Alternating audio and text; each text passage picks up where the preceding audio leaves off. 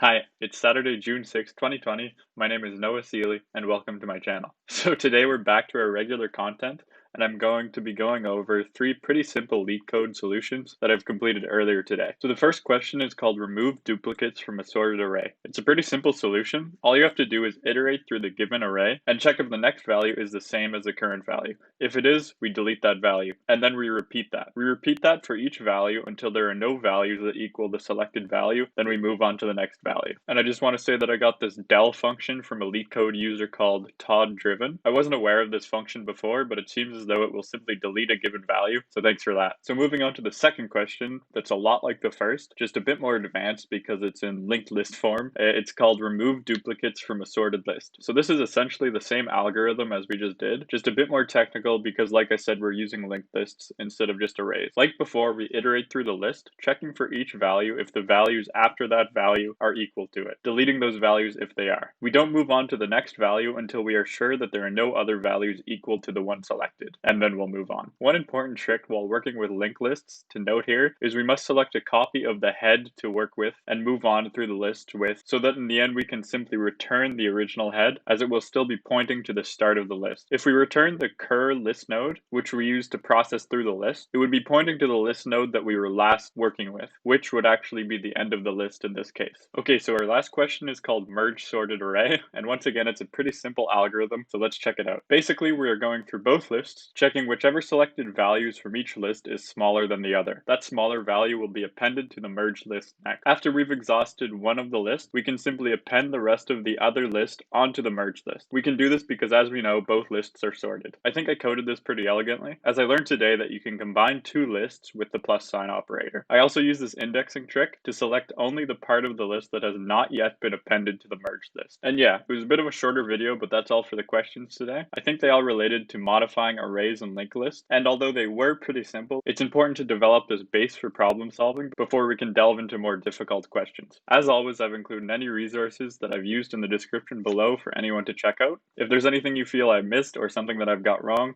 please leave a comment about it below. That's all for today. Thanks for watching. See you tomorrow.